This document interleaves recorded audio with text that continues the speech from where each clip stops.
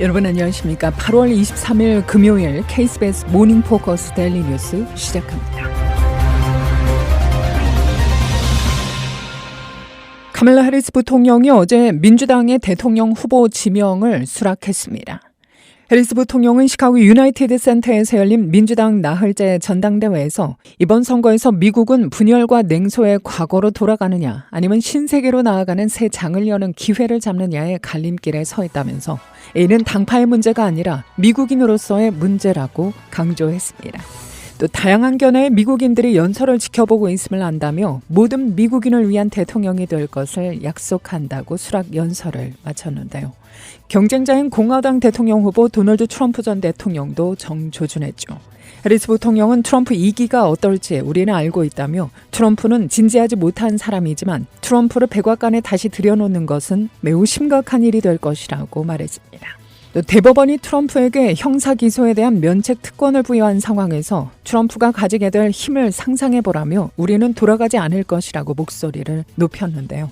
그러면서 트럼프는 억만장자 친구들의 배를 불리는 데에만 관심이 있다며 백악관으로 돌아가면 치명적인 결과를 초래할 것이라고 비판했습니다. 또한 트럼프와 달리 김정은 비위를 맞추는 일은 없을 것이라며 세계 독재자들에게 경고를 보내기도 했는데요. 해리스는 최초의 흑인 여성 대통령 후보라는 점은 아예 언급하지 않고 홀어머니 밑에서 자란 중산층 출신이라는 점을 강조했습니다. 앞서 애리조나와 미시간, 노스캐롤라이나 등 경합주 주지사들은 잇따라 해리스를 지원 사격했죠. 애리조나 국경 지역을 찾은 트럼프는 해리스의 국경 정책 실패를 집요하게 물고 늘어졌습니다. 재집권하면 국경 장벽을 완성해 불법 이민자 유입을 틀어막겠다고 약속하기도 했는데요. 이틀째 애리조나 유세에는 특별 손님이 있을 것이라며 제3후보인 케네디 주니어의 합류를 예고했습니다.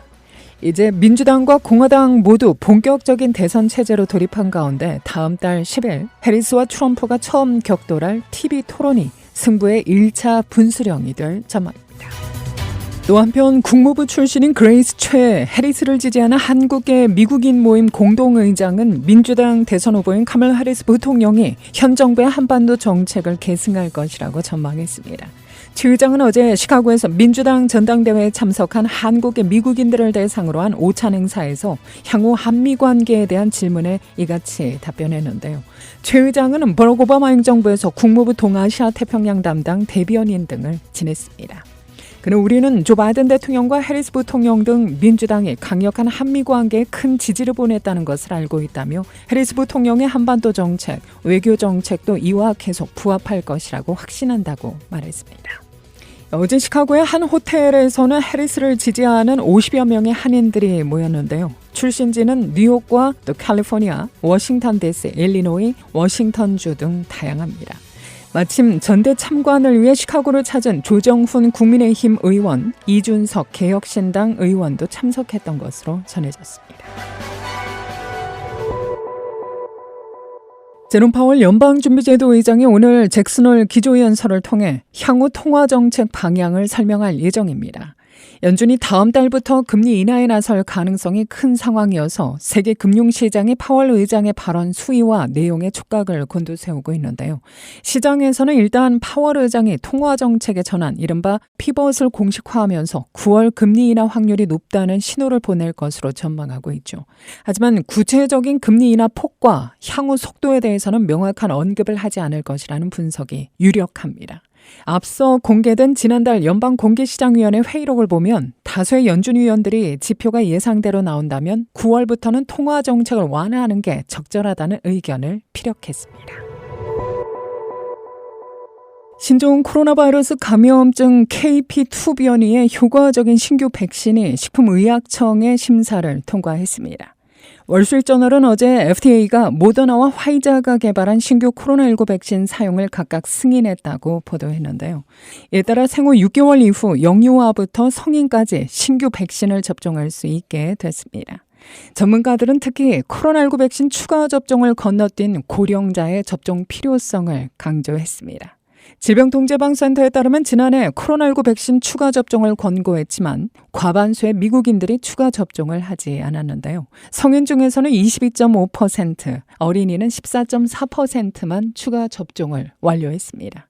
CDC는 10월 말까지 추가 접종을 할 것을 권고했습니다.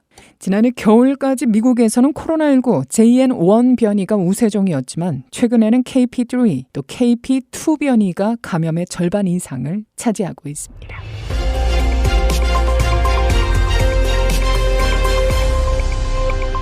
미국 고용시장이 당초 파악했던 만큼 뜨거운 상황이 아니었다는 당국의 공식 통계 수정 발표가 나왔는데요. 이에 따라 연방준비제도가 고용시장 약화에 대응해 9월 금리 인하에 나설 것이란 전망이 더욱 힘을 얻고 있습니다.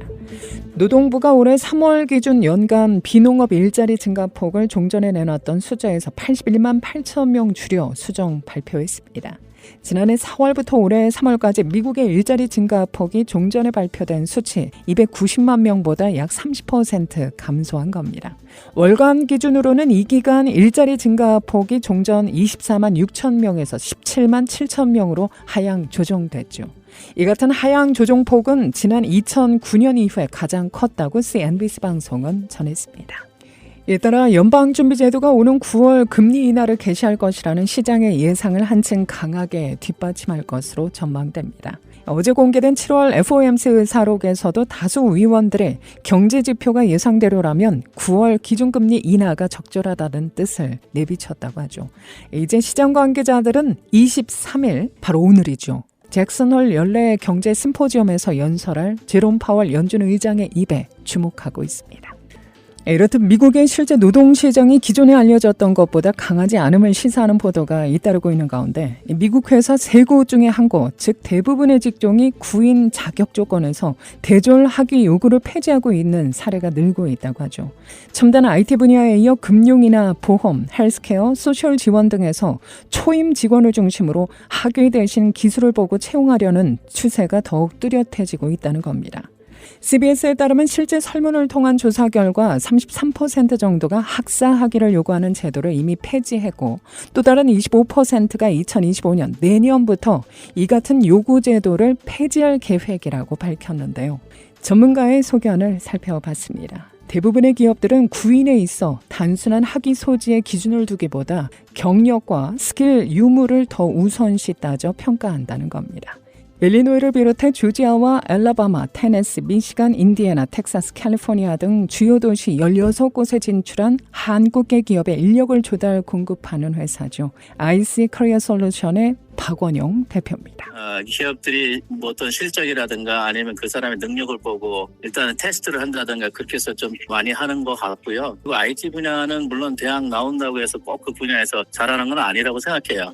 예, 요즘은 워낙 컴퓨터라든가 여러 가지 AI라든가 그런 부분에 있어서 학위에서니까 학교 과정에서 배울 수 없는 것들도 본인들이 독학으로 하거나 아니면 여러 가지 커뮤니티에서 또 하는 분들도 많고 그래서 창조성을 요하는 그러한 그 포지션들은 학위 파괴 그런 것들도 미국에서는 많이 일어나는데 굳이 우리가 지금 뭐 블라인드로 인터뷰를 하거나 미국에서는 그렇게 요즘 뭐 학점이 낮다고 해서 뭐 안 된다거나 그런 거 없고 일단 인터뷰를 통해서 그 사람이 어떤 프로젝트를 하느냐에 따라서 또 스킬을 따라서 그리고 또 요즘은 우뎀이라든가 뭐 여러 가지 그러한 온라인에서 배울 수 있는 것들도 많기 때문에요. 그러한 서티피케이트라든가 아니면 그런 과정을 통해서 어떤 정보를 집중적으로 습득할 수 있기 때문에 꼭 학위 과정 4년이라는 그런 과정이라는 게 꼭 필요치가 않은 것도 좀 많이 있는 것 같습니다. 박 대표에 따르면 특히 소셜이나 커스터머 서비스 분야에 있어 학위 취득보다는 고등학교 졸업 후 일정 기간 실제 현장 경험을 통해 다양한 기술을 습득한 지원자를 더 선호한다는 겁니다. 고등학교 이상의 또 이퀴벌런트 익스피리언스 고등학교를 졸업하고 나서 경험이 없다고 하면 그 쉬운 일이 아닌 것 같아요. 그래서 분야마다 좀 다른 것 같아요. 학위가 꼭 필요한 그러한 포지션들은 물론 있어요.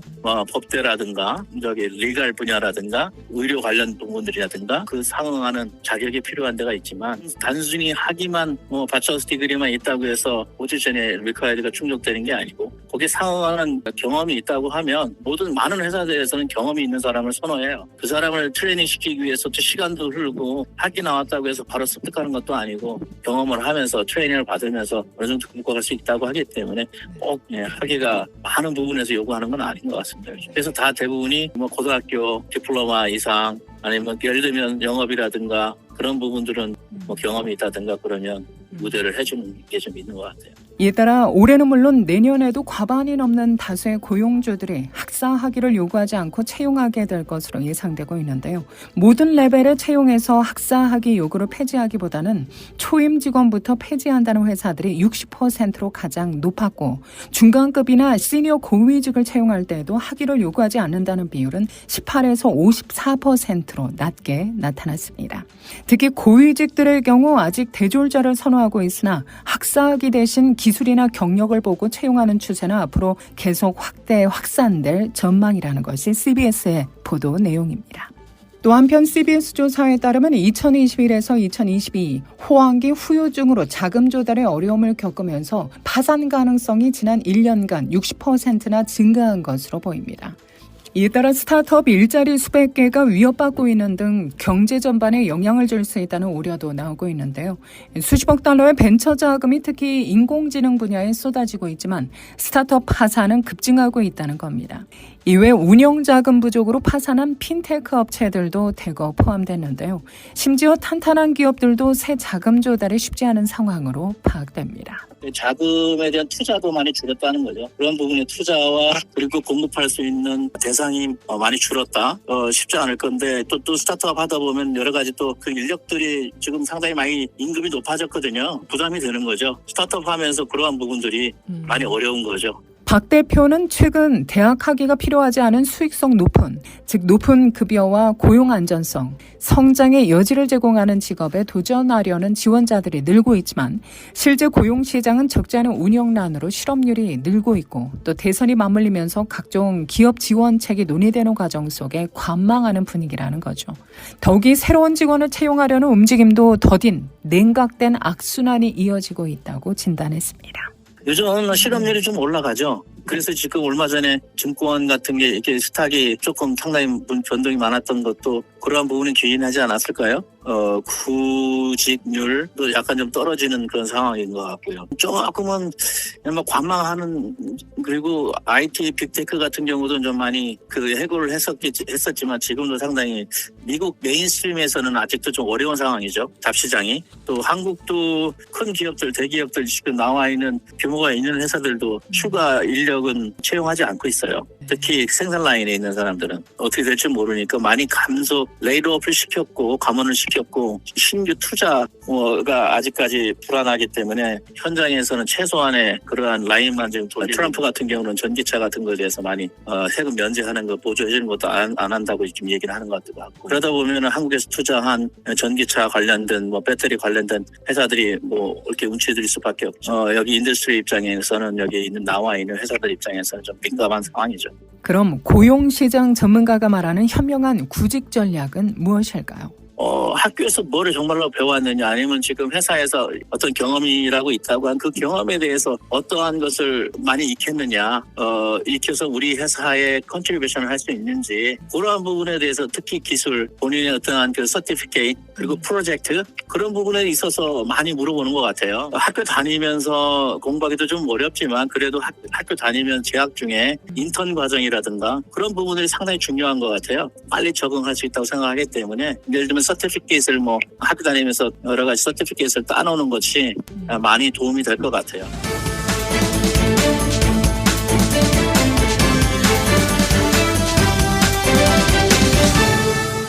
최근 고속도로에서 주행 중이던 테슬라 전기 트럭에 화재가 발생해 당국이 조사에 나섰습니다. 국가교통안전위원회는 지난 19일 캘리포니아 북부의 한 고속도로에서 화재가 발생한 테슬라 전기 트럭에 대해 안전조사를 개시했다고 밝혔습니다. 위원회는 리튬 이온 배터리와 관련된 화재 위험에 관심을 두고 조사를 결정했다고 설명했는데요. 앞서 지난 19일 새벽 고속도로를 주행하던 테슬라 전기 트럭 세미가 갑자기 도로를 벗어나 나무와 충돌한 뒤 배터리에서 화재가 발생했습니다. 이 때문에 고속도로가 16시간이 폐쇄되기도 했죠. 블룸버그 통신은 이번 조사가 테슬라의 세미를 대상으로는 처음 이루어지는 조사로 추정된다고 전합니다. 테슬라는 네바다주 리노 인근 공장에서 세미를 생산해 테슬라 공장에 차량 부품을 운송하는 용도로 쓰고 있습니다. 유타주 솔트레이크시티 남쪽의 작은 마을 센터퀸에서 5살의 어린 소년이 권총을 가지고 놀다가 우연히 발사하는 바람에 목숨을 잃었다고 현지 경찰이 발표했습니다. 센터퀸 경찰국의 마이크 웰 경찰관은 이 아이가 집안의 뒷방에서 9mm 권총 한 정을 발견한 다음 한 발을 쏴 맞았다고 말했습니다. 아이의 부모와 어린 형제들은 집안에 있었지만 총격이 일어났을 때 그 방의 아이 곁에는 아무도 없었다고 경찰은 밝혔습니다. 경찰 당국은 범죄 등의 의심 징후는 없다고 보고 어떻게 아이가 총을 손에 넣게 됐는지를 밝히기 위해 수사 중이라고 말했습니다. 센터퀸은 솔트레이크시티에서 남쪽으로 96km 거리에 있는 마을로 어린이 총기 사고는 처음입니다. 지난해 미국 대학에서 소수인종 입시 우대 정책인 어퍼머티브 액션이 폐지된 뒤 올해 주 명문대에서 아시아계 학생의 진학률이 눈에 띄게 늘어난 통계가 나왔습니다. 어제 매사추세츠 공과대학 MIT가 발표한 올해 신입생 통계에 따르면 전체 학생 중 아시아계 미국인의 비율은 47%로 지난해 40%와 비교해 7%포인트 늘었습니다. 반면 흑인과 아프리카계 미국인의 비율은 지난해 15%에서 올해 5%로 급감했고 히스패닉 라틴계도 지난해 16%에서 올해 11%로 줄었습니다. 백인 학생의 비율은 지난해 38%에서 올해 37%로 소폭 감소했는데요. 뉴욕타임스는 지난해 연방대법원의 어퍼머티브 액션 금지 판결 이후 신입생의 인종 통계를 공개한 메이저 대학은 MIT가 처음이라고 전했습니다. 지난해 6월 연방대법원은 소수인종 우대 정책이 백인과 아시아계 지원자를 차별한다며 이 정책이 위헌이라고 최종 판결했죠. 이에 따라 1960년대 민권운동의 성과 중 하나로 꼽혀온 어퍼머티브 액션은 60년 만에 대학에서 금지됐으며 각 대학은 소수인종 학생에게 가점을 주던 기존 방식을 적용할 수 없게 됐습니다. 1967년부터 미 연합감리회 UMC에 영향을 끼쳐온 대표적 보수 신학 출판물인 굿뉴스 매거진이 폐간됩니다.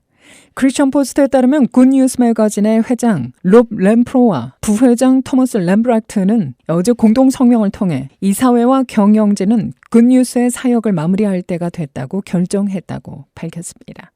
이들은 앞으로 몇 달 동안 사무실을 정리하고 오는 9월 글로벌 감리회 GMC의 첫 총회 이후 잡지의 마지막 호를 발행할 예정이라며 가을까지는 주간지 퍼스펙티브를 계속 발행하며 웹사이트는 굿뉴스 사역과 역사를 보존하는 아카이브로 계속 유지할 것이라고 전했습니다. 램프로와 램브라트는 모두 2022년에 UMC의 대안으로 출범한 보수 감리교단인 GMC로 소속을 옮겼다고 밝혔는데요. 두 전 UMC 목회자는 굿뉴스 매거진이 교단의 자유주의로 인해 수천 개의 교회가 GMC로 옮기는 데 기여했다면서도 이전 소속 교단에 감사의 뜻을 전했습니다. 날씨입니다. 여름이 아직 끝나지 않은 듯 보입니다. 국립기상청에 따르면 이번 주 내내 선선한 날씨를 보였지만 이번 주말 시카고 지역에 무더위가 다시 찾아올 것으로 예상됩니다. 금요일은 오늘부터 기온이 오르기 시작해 한낮 80도 초반에 머물겠고요. 토요일 80도 후반 나타내다 밤에는 산발적인 소나기 소식 전해집니다. 모레 주일에는 높은 기온의 습도까지 더해지면서 기온은 90도 이상 치솟을 것으로 현재 예보됩니다. 가장 더운 날은 월요일로 예상되고 있는데요. 낮 최고 96도까지 오를 수 있습니다. 시카고 일원에 다시 찾아올 폭염에 대비하셔야 할 것 같습니다. 시카고 기독교 방송은 선교 사업의 일환으로 매년 추진해오고 있는 달력 주문을 현재 받고 있는데요. 한국 최대 달력 제조업체와 협력해 공급해 드립니다. 전파 선교 후원자의 마음으로 올해도 여러분의 적극적인 참여와 도움의 손길 부탁드립니다. 달력 관련 문의는 전화 847-583 영원 구원번으로 연락 주시면 됩니다. KBS 모닝 포커스 데일리 뉴스는 삶을 마무리하는 순간을 여러분과 함께합니다. 가장 저렴한 비용과 신뢰를 바탕으로 정성을 다하는 줄리심 장의사, 추진학문과 기술연마를 통해 최상의 치료로 보답하는 김광수 치과, 모든 보험을 원스톱으로 해결해드립니다. 한인사회를 위한 박상아 종합보험, 최고의 상품으로 소비자의 행복을 책임지는 영신건강 제공으로 함께합니다. 오늘도 하나님의 큰 위로와 축복이 함께하기를 소망합니다.